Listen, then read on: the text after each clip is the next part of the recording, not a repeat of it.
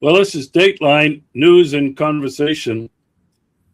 Um, my guest, and I can't even call you a guest anymore, Eric. You've become like a partner on the show. We do so I know. many, I know. but my co-host, my partner, whatever, from Chiang Mai, Thailand, Eric Arnow. Um, Eric, there's so much happening in the world today, but we've got to narrow it down. Today, we're going to talk about class war at home and abroad, and specifically, we're going to talk about what's happening in Minnesota. We're going to look at the reasons why ICE is terrorizing Minnesotans, and then we're going to talk about the differences on how, for example, Russia and the United States view the world. And the same thing applies not just to Russia and the United States, but China and the United States. We're going to talk about whether China and Russia have a more common view of the world than the United States. You've done a lot of work on this dualistic thinking versus, the way other non-dualistic. Mm-hmm. Yeah. So, what's happening in Minnesota? I've been shocked, to see the murder of that Renee Good and this guy Alex Preddy.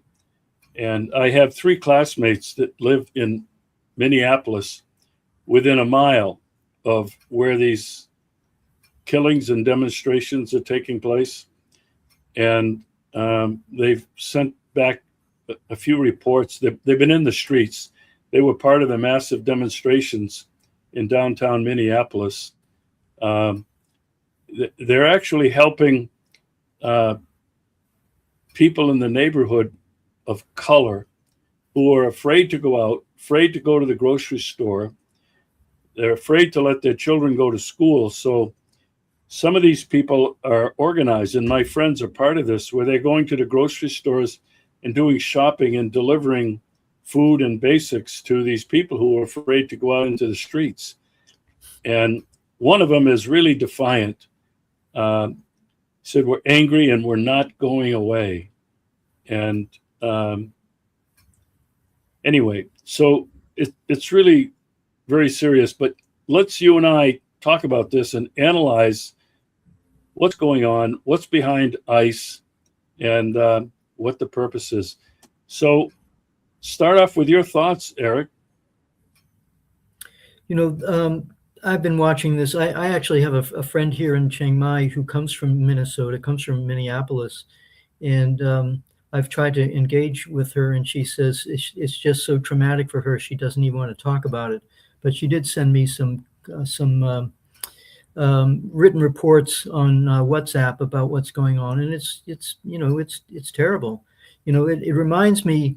It's like the American version of what's going on in Ukraine, with people being pulled off the street and sent to the front line to be killed, and people are dying, and people are getting injured in both countries. And it's part of what I see as part of a general tendency towards fascism that is expanding, throughout the world. And Donald Trump is a perfect example of that. So the recent example, recent impetus actually for me doing a recent report was that I have a friend who's from Germany, a nice guy. And he was sending me clips from I think it's a YouTube channel, talking about Alex Preddy is a felon, and these people are all paid by George Soros, and this kind of nonsense. And the main excuses that the Trump administration gives are there's 2 points. One is that the country is being overrun by immigrants, and 2, the immigrants are causing massive crimes across the country, violent crimes, and we have to get rid of them. So I thought, okay, let's verify that. So I did admittedly, it was an AI search, but they go to, kind of official type of statistical websites, and they said, well, in fact, um, um, Minneapolis and Minnesota has like 1% of the total immigrant population in the United States, some very, very low number compared to states like California or Texas, and I think Philadelphia or Pennsylvania. There's a few other states which have hundreds and hundreds of thousands, or even over a million. I think it's Florida, Texas, and California have the largest number of immigrants, and about half of those people are considered to be undocumented, which is not easy to determine, but somehow through census data they come up with some rough numbers. And then the question arises, well, how many of these people are actual criminals? And according to the data that shows from, unified police records, it says that the criminal rate among immigrants is about half of what it is for native-born Americans. And generally, they said there was one study which showed that when there was a neighborhood that had more immigrants in it, the crime rate went down. So why is Donald Trump making these outrageous claims which have absolutely no factual basis to it? And why is he going after Minnesota? Well, I would submit to you that the reason he's doing that is because he wants to make an example of these left-wingers, who oppose his policies. And it is true that that Minnesota is a kind of a left-wing state. My friend who comes from there says that they were helping immigrants, and they were being they have a good social safety net, such as is possible in the United States, and of course the right wingers, these neo-fascists who basically have been in the KKK and Joe McCarthy, and this whole kind of lineage of people who use hatred of foreigners and immigrants and people who aren't us pure lily white people, and they demonize them, and they use that as an excuse to cause division in the working class in order to divide people and not allow them to see what the real issue which is class war. Is that am I explaining that? In other words, they're using identity politics in order to divide the people so that they can maintain control, and then they go and fight these endless wars, and they distract people with these problems that they create inside the United States to distract people from the wars that they're doing abroad, so there won't be a mass movement to oppose U.S. imperialism. So that's what it's: class war at home, endless war abroad. That's the nature of our current system. We're going to continue with that class war abroad as well, because that's another part of this story. It's all connected. But with what's going on in Minneapolis, the reason he chose Minneapolis is he can't stand Tim Walz. Tim Walz ran against him with what the heck was her name? Thank God I can't remember it. The former vice president. Anyway, Tim Walz was her vice president candidate, and he's Kamala Harris. God, Harris. Yeah, Kamala Harris. I've forgotten it. Despicable person. Anyway, Tim Walz is the governor of a blue state, and as you mentioned, Trump considers any of his enemies leftists, Democrats, radicals, troublemakers, criminals. This is how he portrays them. And, it works for his base. Let's say that. Now, he sent ICE, basically it's his little private army, using Homeland Security to fund it. And Kristi Noem, the head of Homeland Security, who's another fascist, and you mentioned fascism. There's no other word for what's happening right now in the United States. So he sent ICE in there, his private army, some 3,000 of them is what I believe are there. I may be wrong, but they have, Eric, when they come in and they're masked and you can't tell who they are and they have no insignia on them, just ICE. They have no name things. They don't have a badge, just ICE, and they're heavily armed. And they just are using this thuggery, this violence on innocent people. And it's horrified not only the country, but people around the world to see this violent brutality against innocent people, really. And, you know, when people in other countries, and like you're in Thailand, I'm here in Russia, people can't believe this is happening in the United States of America. It's like 1941 Nazi Germany. Eric, I said something the other day, and I didn't get much pushback. I said that Donald Trump is outdoing and has outdone even Hitler's most fantastic dreams and accomplishments. Trump is doing it with the greatest and strongest military and the largest naval armada in history. You know, he first went after Iran last year, and then he's bombed Yemen. He's bombed 7 or 8 countries. 10. Hitler didn't have. It's up to 10. 10 now, 10 countries. It took Hitler several weeks just to go across Europe and then to get into Operation Barbarossa and attack the Soviet Union. Trump is doing all of this stuff simultaneously. And then he takes out Maduro in Venezuela. He's now threatening to take Cuba. And when you think it just doesn't stop, he's got the largest naval armada heading into the Persian Gulf. And that can only end bad for all of humanity, in my opinion. But when I compared him to Hitler, he's become a fascist. Donald Trump is a dictator.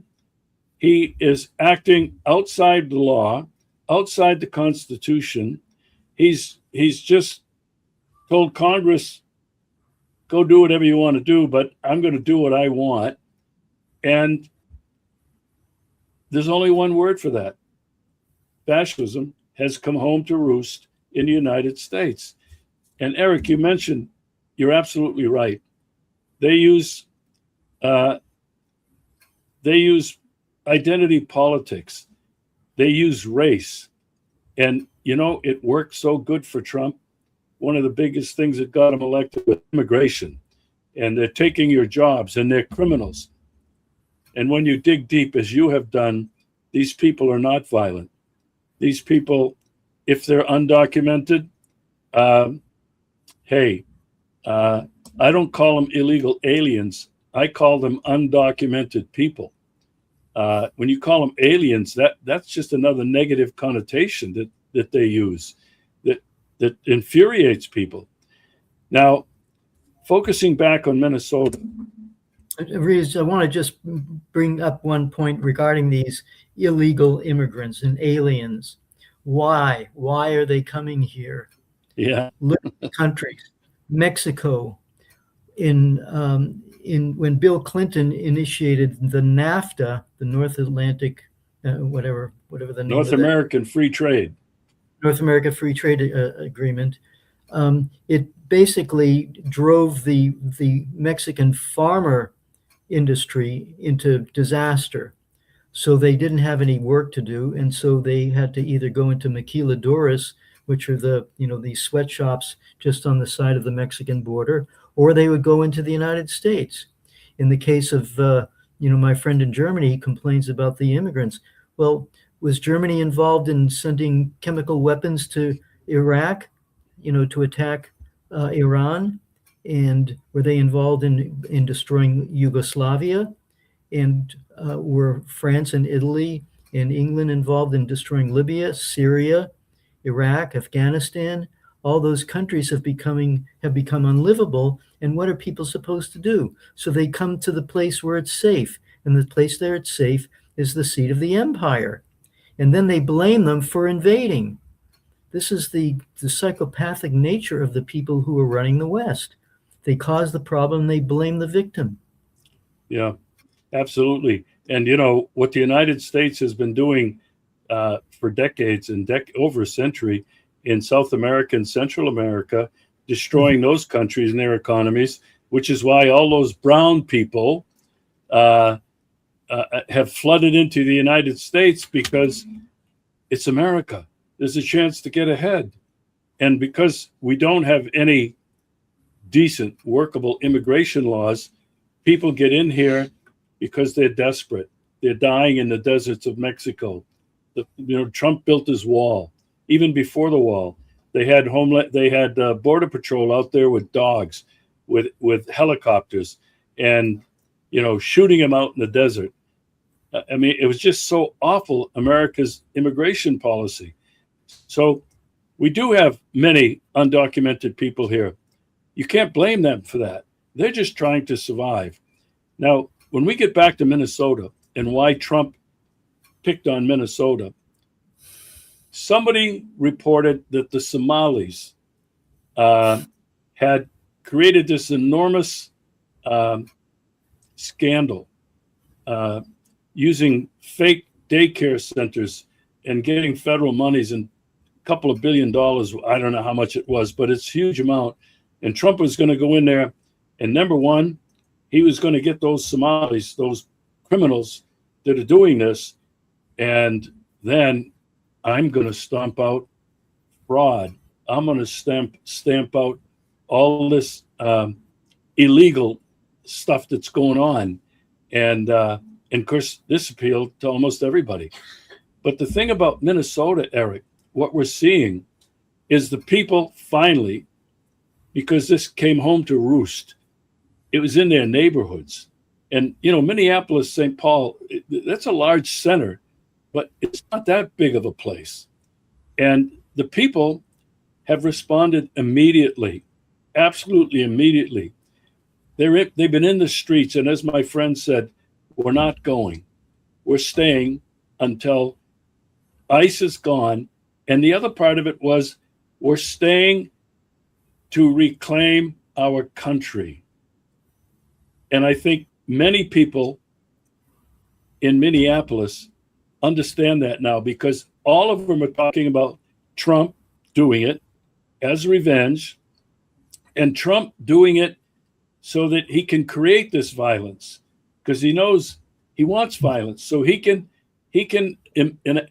enact the what do they call it, the Insurgency Act, Insurrection Act, and then basically declare martial law. Mm-hmm. The other thing they're talking about, my friends are talking about, people in Minnesota, another part of the why he doesn't want midterm elections. He's terrified because he's turned off so many people in the middle, people, independents, who thought, every election we vote, I'll vote for the lesser of two evils. Trump is saying some things I like, but, and so these people have drifted away.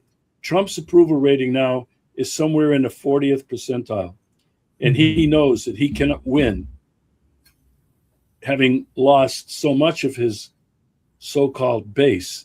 And these were not the hardcore MAGA people that they just think everything Trump is doing is right.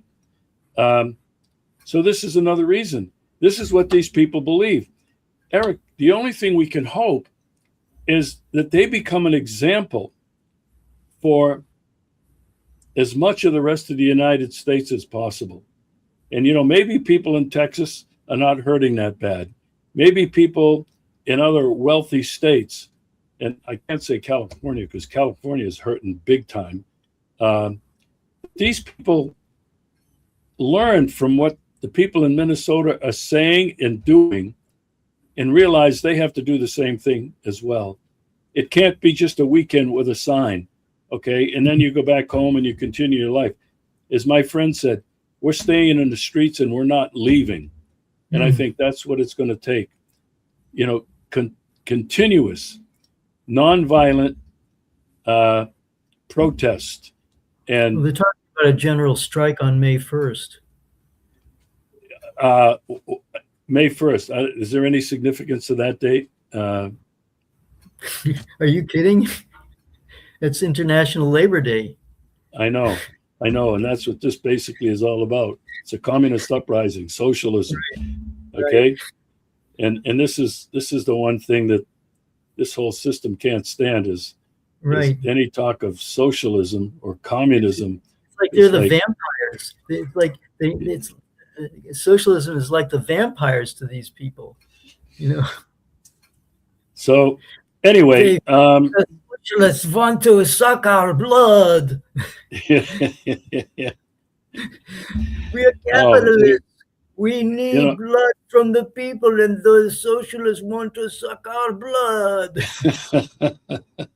You know, we're making fun here, but it's really very serious what's happening, and that's exactly what's happening. Okay, I don't know if we want to even call them capitalists, but these this extremely small and super wealthy cabal of people. It's a globalist thing. It's not the American government. The system is global. And as you and I know, it's happening all across Europe. It's happening in most other countries in the rest of the world. You started out with class war at home and eternal or everlasting war abroad. Endless war abroad. Endless war. No, and that's what we're seeing. That's what you're seeing.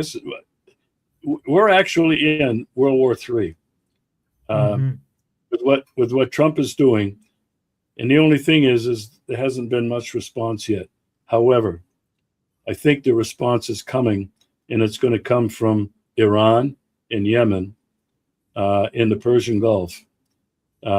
Trump, you know, I hope he's bluffing. But if he is stupid enough to attack, even just a stupid attack like he did last year, that Iran has promised it's going to unleash everything it has.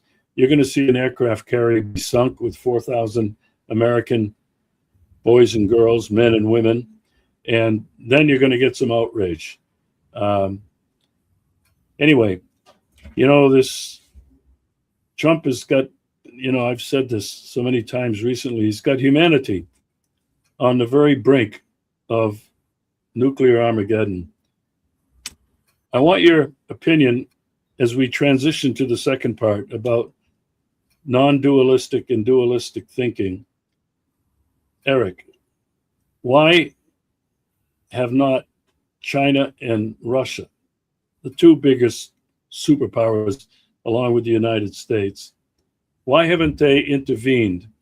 They both were friendly and had alliances and many levels of cooperation with Venezuela, with Cuba, with Iran. Just these three. They've had very strong relations.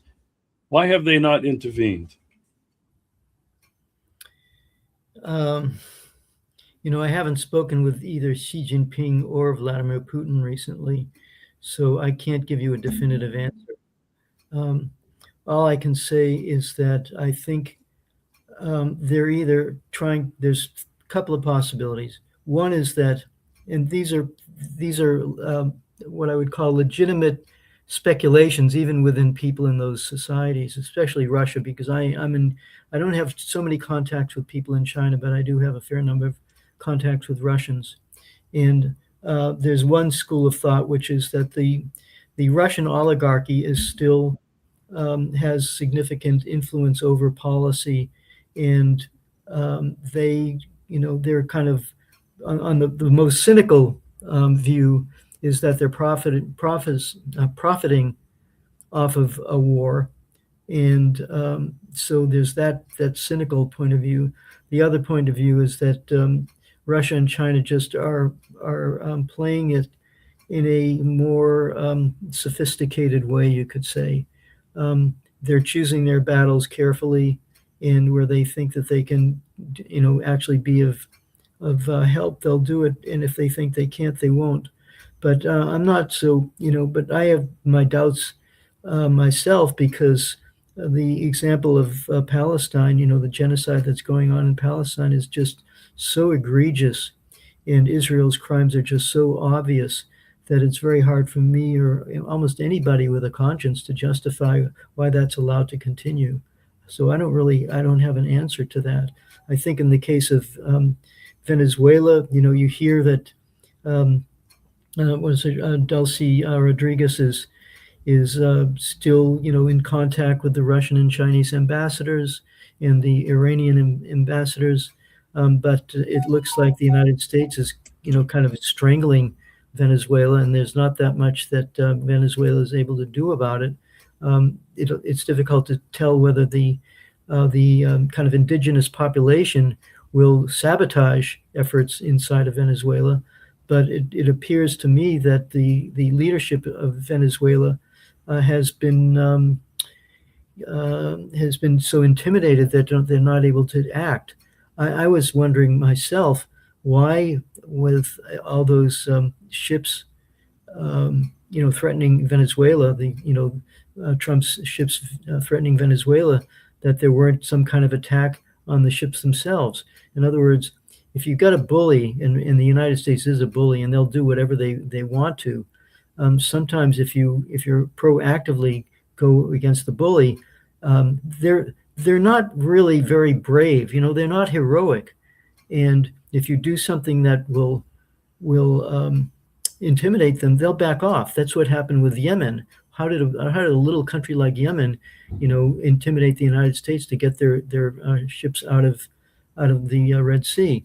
And it seemed to me that if Venezuela had been somewhat more proactive, we could say, you just heard, Iran is just staging live fire exercises in the Strait of Hormuz, right in the neighborhood of U.S. ships. And the U.S. Naval Command said, "No, please be responsible." Now, I know we called you guys terrorists, the IRGC, we called you terrorists, but in your live fire exercises, be responsible when you're doing your exercises. They're bullies. And if you get them to, if you can scare them, they may, you may be able to get them to back off. In the case of Venezuela, it's very disappointing that they didn't, they were too submissive. And that's the issue. People have to, it's easy for me. Who am I? I'm just some guy, in a small neutral country, basically. And I'm giving advice to people on how they should run foreign policy. I'm a pacifist, but it seems to me that Russia and China could have been more proactive. People have been making this criticism of Vladimir Putin for years, that he could have been more proactive. So, I can't answer that, because I'm not close enough to power. Yeah, I think the difference between Venezuela and Cuba and Yemen and Iran is that Venezuela and Cuba don't have those kinds of missiles. And they have not been forced to arm themselves to the hilt because of the decades-long threat from Israel and the United States. So there's a huge difference there. The other thing is, when we talk about have Russia and China assisted Iran in any way, and we know that they have. They've helped them with missiles. They've helped them with air defense. They've helped them with all kinds of technology, and they've been at this for several years. I think from the reports I read and the reports I get from people inside Iran, Iran is militarily prepared for what they believe is coming and has been coming for a long time. And their response from their president to the Ayatollah has been very simple and direct. If you attack us again, this will be the last time. Israel is going to be obliterated. Israel, because they stopped at 12 days. Had they continued, they could have brought Israel to its knees and totally eliminated that territory. I don't even want to call it a country, from the face of the earth. And the people in Yemen, the Houthis, they too proved with what they had, a poor country, a tiny country, but with incredibly powerful missiles. They gave the bully a punch right to the face. And so I think this is a huge difference. Now, when you look at what... Regis, I want to ask you something. Venezuela had its Bolivarian revolution, Chavismo, how many years ago? 25, 30 years ago? Oh, yeah, 25, 30 years ago, yeah. They've been under sanctions. They've been under the same kind of situation that Iran has been under, and Cuba has been under, but they didn't take the time to get some good missiles from Russia or China and make a demonstration of those. Hey, you see these? You see these, Trump?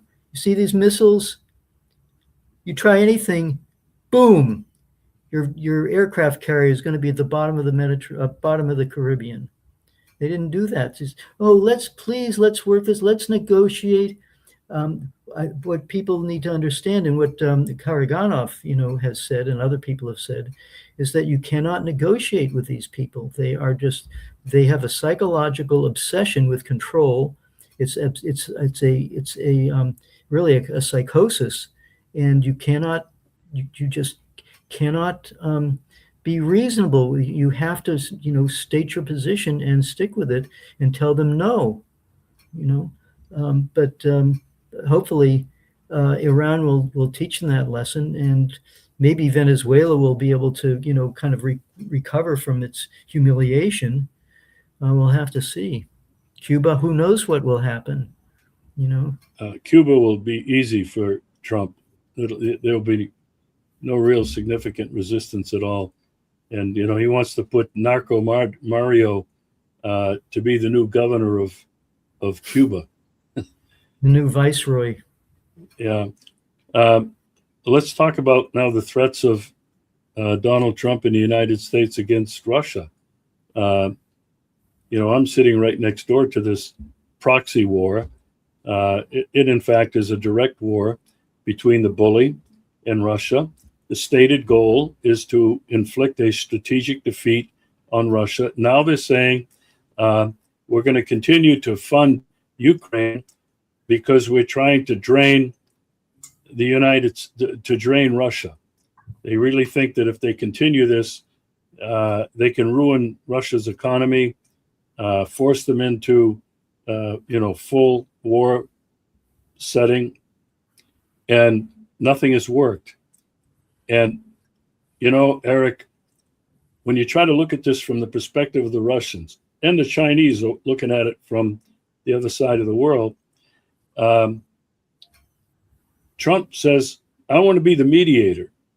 Well, how can you be the mediator in a fight when you're a direct participant? $200, $300 billion over the last 10 years or so, with unlimited supplies of Patriot, I wouldn't say unlimited, but numerous Patriot missiles, numerous tanks, infantry fighting machines, howitzers, shells, satellite technology, the whole bit. And Trump says he wants to mediate. Eric, if I'm Vladimir Putin, why do I even want to talk to this guy? And you and I both know why, okay? And I think it's because of a difference in perspective on how the world works. It's not black and white, and it really is about long-term survival. They know, the Russians know, that they have probably a larger and more sophisticated nuclear arsenal than the United States. They don't want to use it. They don't ever threaten to use it. And so I believe that Vladimir Putin, and I don't think everybody agrees with him. I think he's got a lot of hardliners in their hawks that want to fight.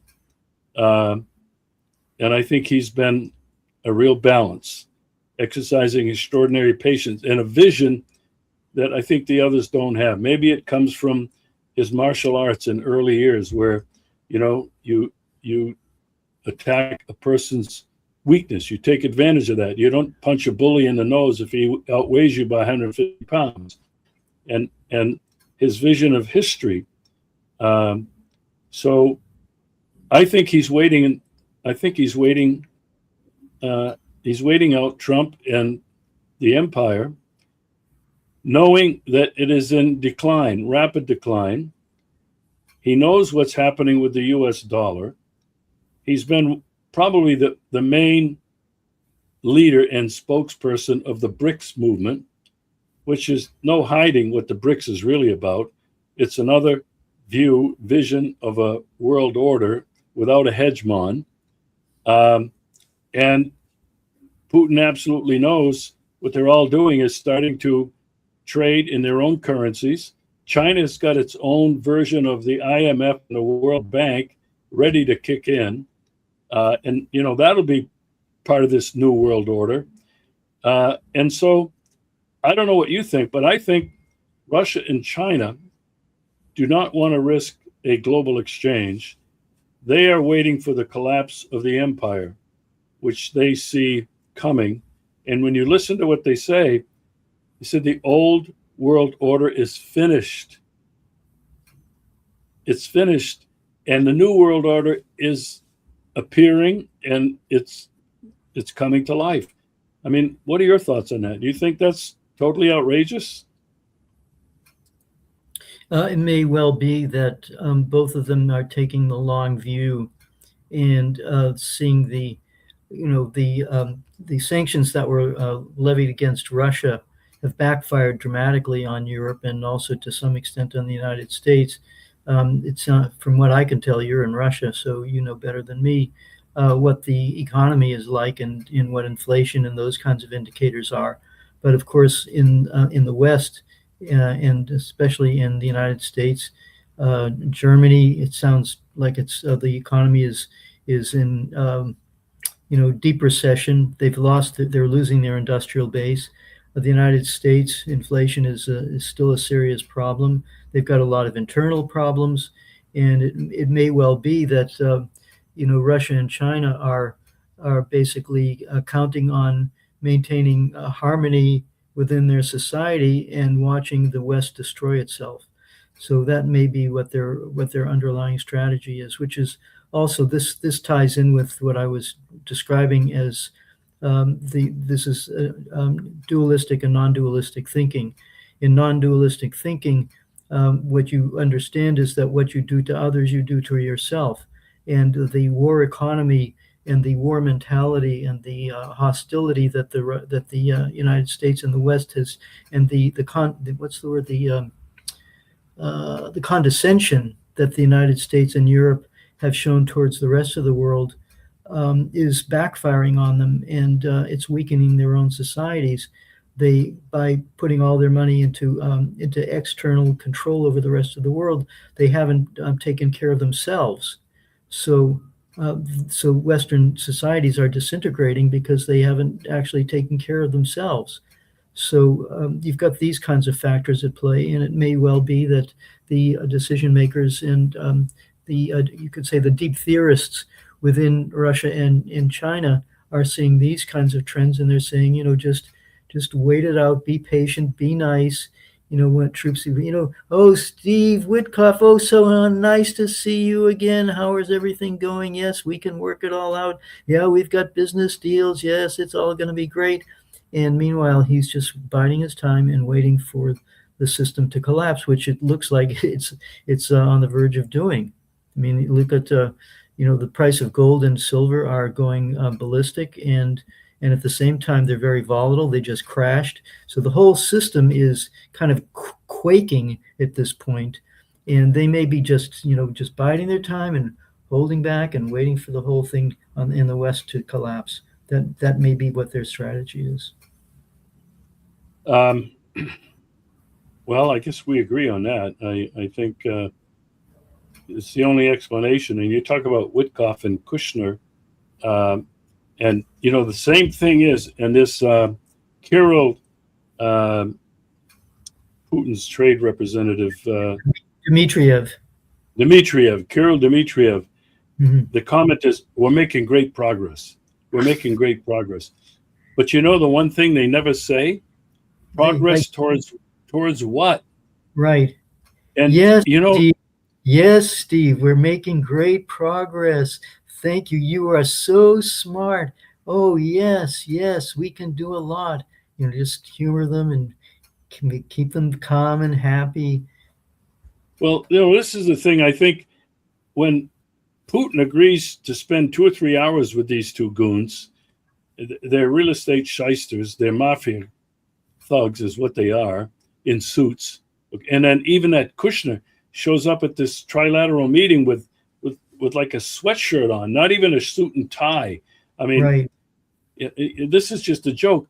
But I've been saying all along, okay, what they're trying to do is tempt the Russians with this incredible economic boom, a golden age that's appearing.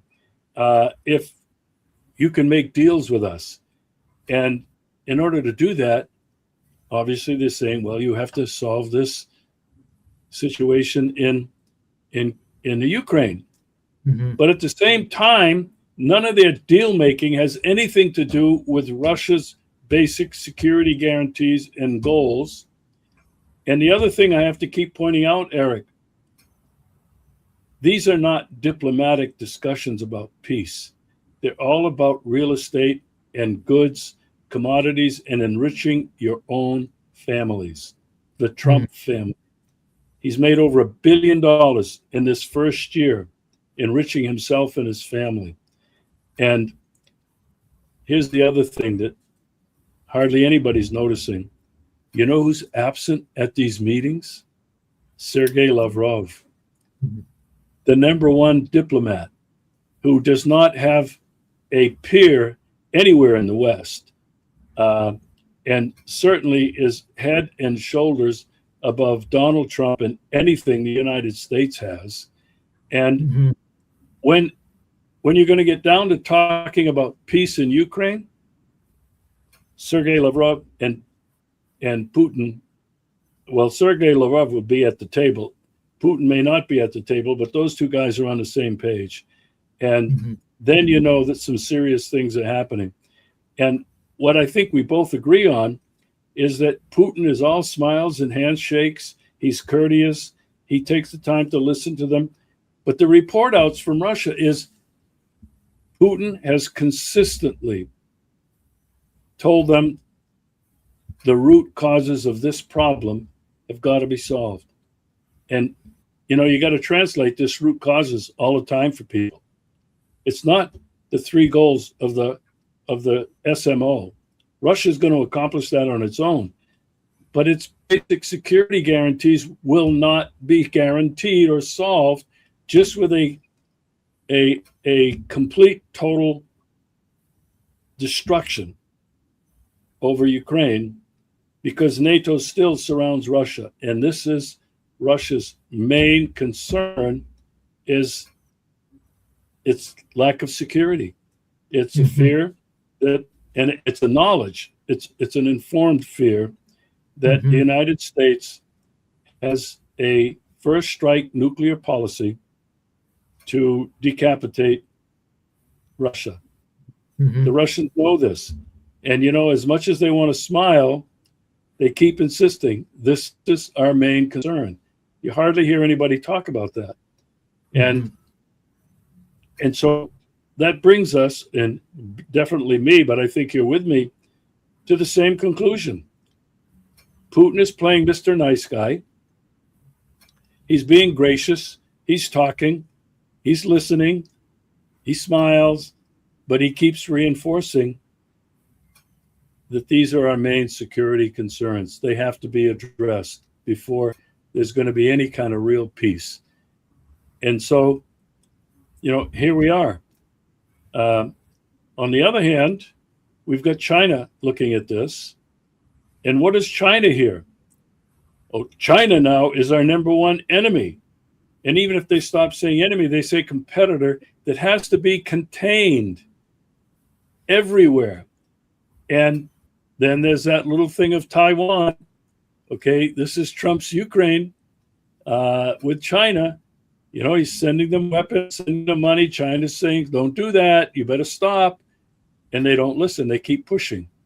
And I think it's going to be really interesting to see what happens, because China has upgraded not only its naval forces, highly sophisticated now, but their arsenal of various types of missiles, long, intermediate, and intercontinental, and hypersonic, which the United States doesn't have.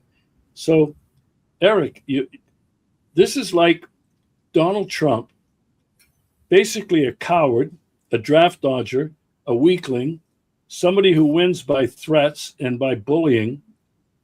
It's like he's going to walk into the ring for a 15-round bout with two monsters, China and Russia, with two 250-pound Godzillas.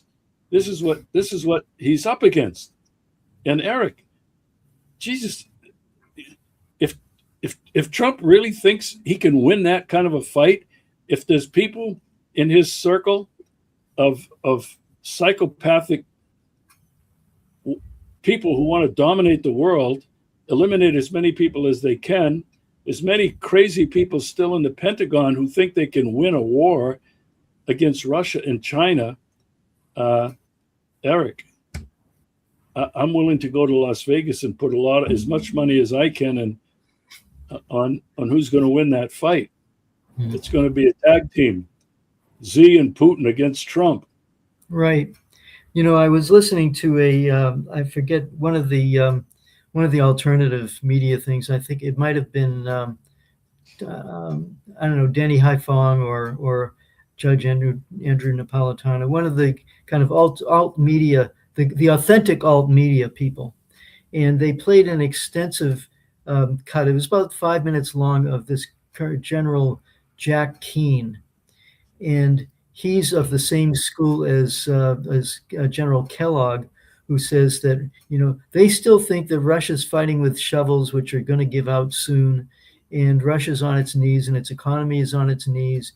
They're living in complete fantasy land, but they're very dangerous because they do have a lot of weapons and they've killed a lot of people. So the issue is that it may come to the point where they win out and they say, Donald, just put away your fears. We're going to win. We can do this. And they'll start something, and you know, and then all hell will break loose. You know, I've heard that Bibi Netanyahu was actually exercising some caution, saying, you know, we're not quite ready to take on Iran at this point, and that was one of the reasons why Trump was holding back.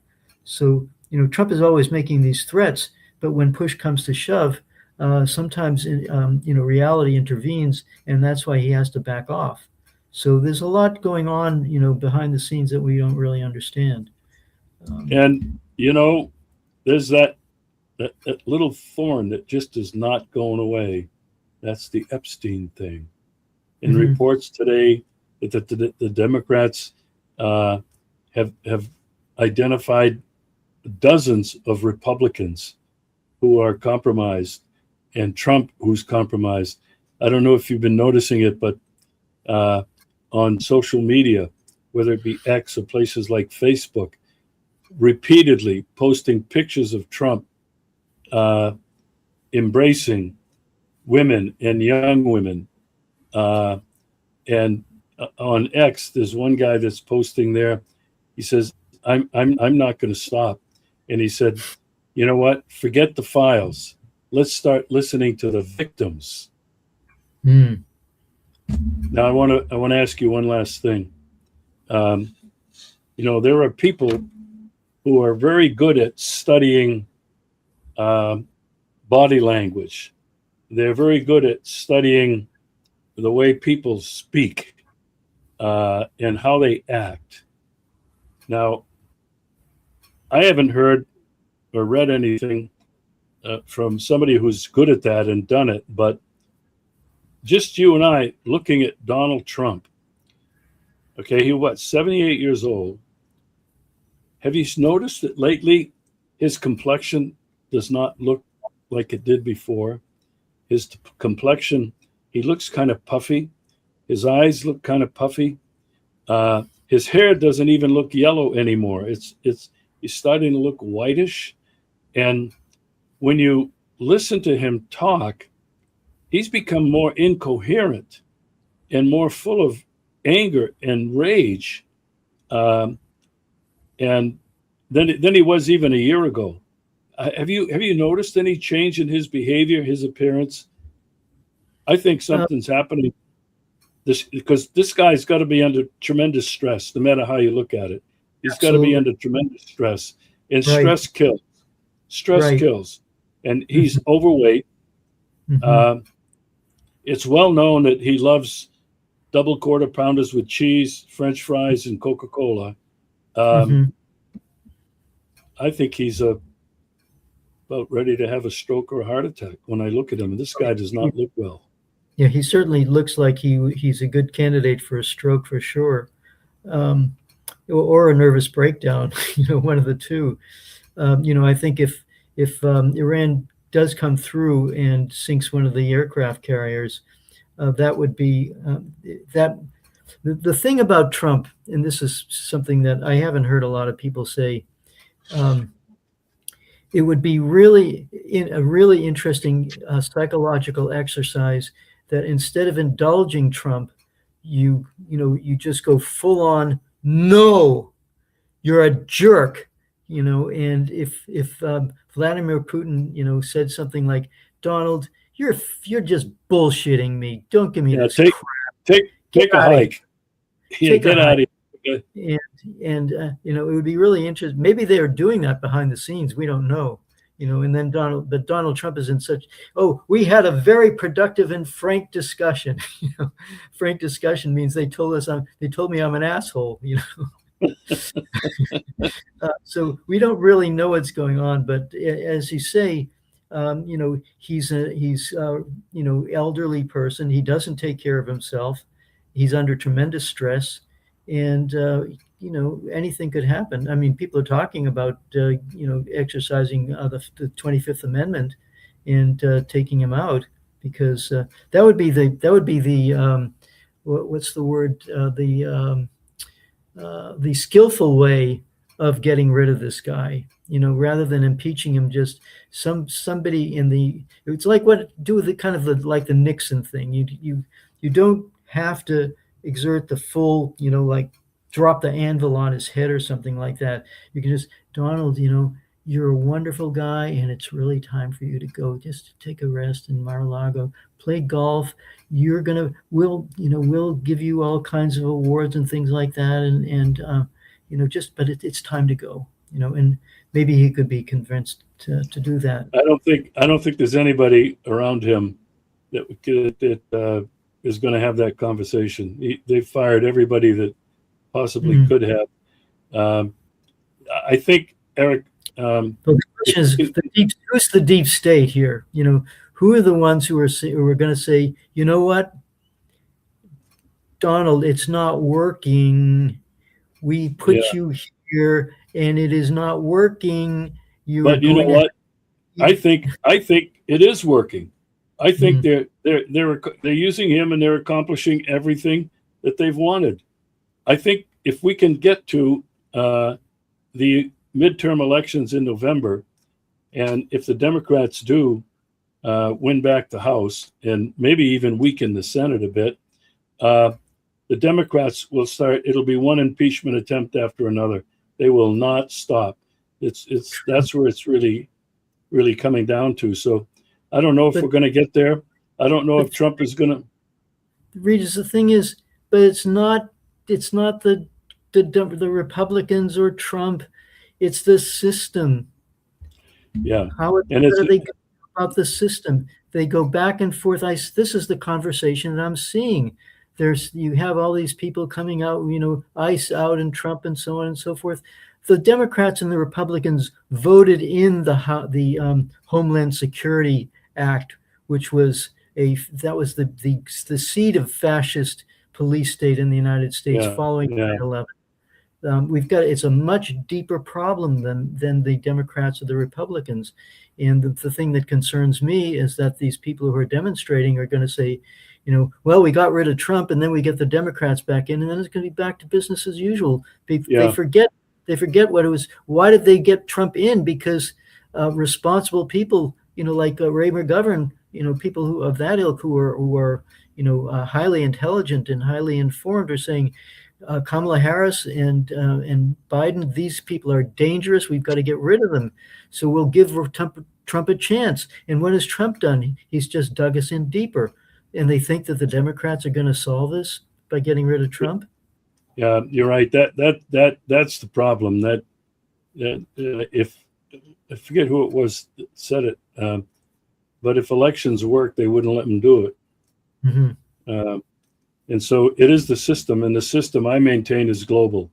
It's not what people think the United States system or government is, or capitalism. The system is global. And I don't think we can take our eyes off from that. Eric, it's always fun, always interesting, always educational. And I think, do you have like how much time do we have? Because there's one other point that I wanted to make about this Alex Preddy case.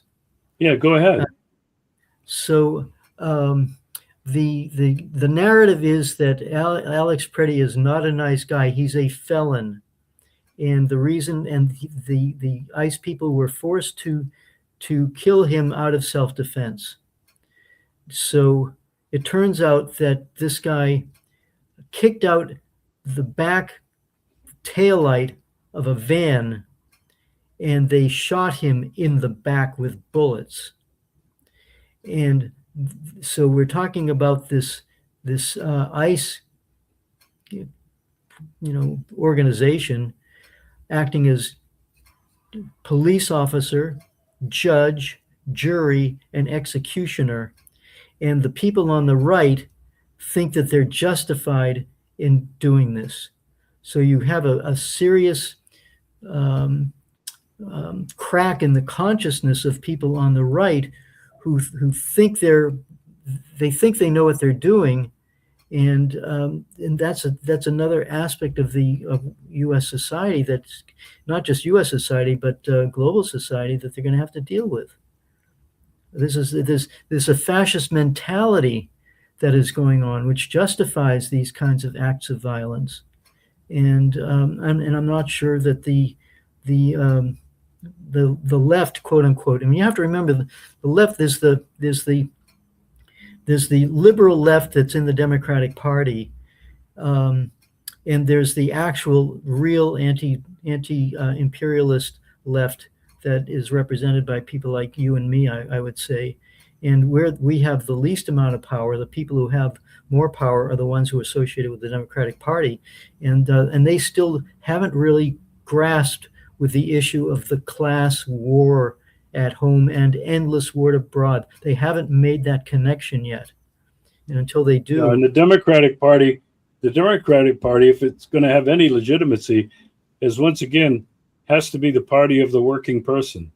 Right, and it ceased doing that decades ago. Yeah, no. So that's over. They're two sides of the same coin, and they do disagree on some issues. But they know that doesn't matter who's in the White House. Ultimately, they're all paid and bought off, and they just paid managers, low-level managers. They don't really have any say in what's going on, and these powerful forces, these global forces, are using them to divide and separate us, turn us against each other, as you mentioned in the beginning of the show. Basically what it's all about. It's class war. It's come home to roost. Eric, thanks, my friend. We'll be in touch. We'll do it again soon. Okay, great. Thanks so much.